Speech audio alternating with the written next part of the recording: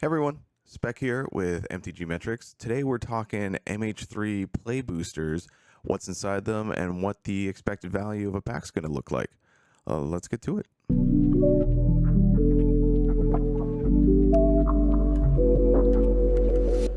Alright, let's talk about what is inside a Play Booster.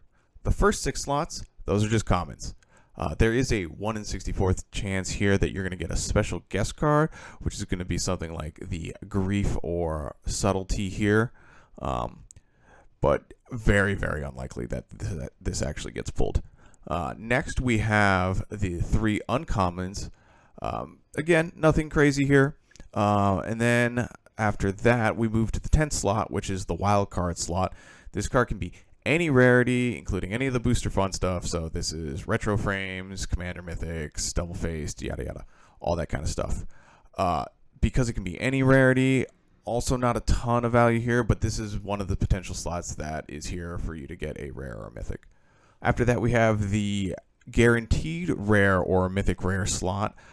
This will be a mythic 13% of the time, and this also includes anything that's booster fun or double faced, that kind of stuff. Then we have the new to modern, which is replacing kind of that list slot here that you usually see in the play boosters for standard. This is, again, all the booster fun, all the retro stuff, but these cards are all of the new to modern cards. So anything that is being reprinted from old sets into modern is going to show up here. Then we've got the traditional foil card. This is, again, any rarity. So it could be one of your rares. If you get a second or third rare here, this is one of the slots it can show up in. Finally, we've got the land or common slot. This used to be an art card, so having it be playable for draft is a bonus. Although, again, not going to be any value here. Okay, so we know what's inside a play booster. Let's talk about the expected value. So if you look over there, Wizards posted all of the odds for most of the slots. We don't have true wild card statistics. Stuff varies a little bit. They kind of tweak stuff, but we got pretty close. So we talked about what's in a pack. Let's talk about rares and how much those are worth, and what you can kind of expect from rares.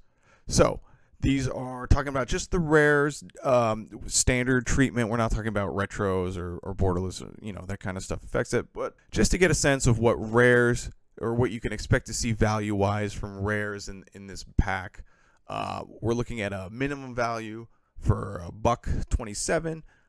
We're looking at an average of around $10 and the max at $37. Now, the mythic slot, we've got a minimum of $4.70. We got a max of $84.21.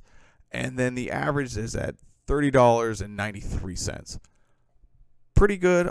Again, these are mythics. They tend to vary very wildly. You can either pull a $4 card or an $84 card. So, this is just gambling at that point.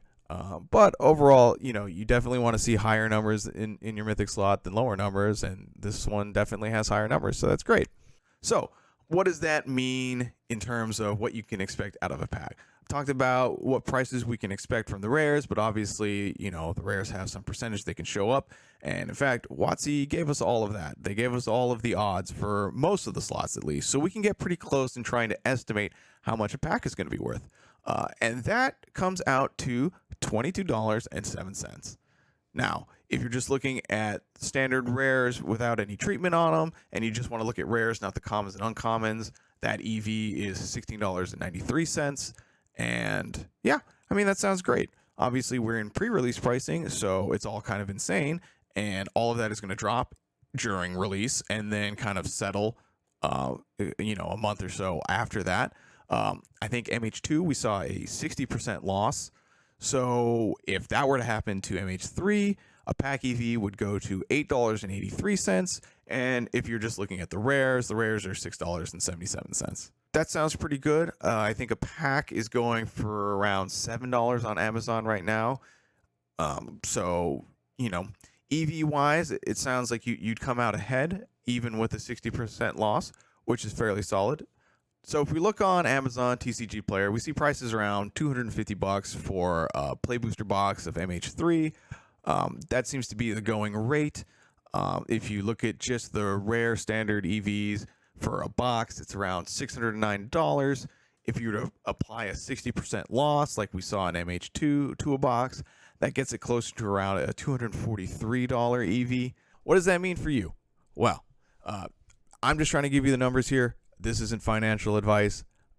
If you can find boxes, I would say for under 250, for under 250, I think you'll be pretty safe in terms of getting your money back.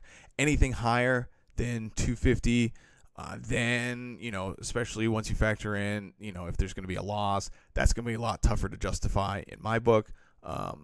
So yeah, 250 and under seems like a decent deal. Again, it's just Magic cards, so don't spend $250 if you don't have to spend $250. Yeah. All right. So those are the numbers on Modern Horizon 3 Play Booster box and the Play Booster pack and the EV and all that kind of stuff and all the numbers goodness that hopefully that's what you wanted and that's why you stayed so long to the end of the video. I'm going to try and do more number stuff for you, especially Secret Layer stuff, other remaster pack.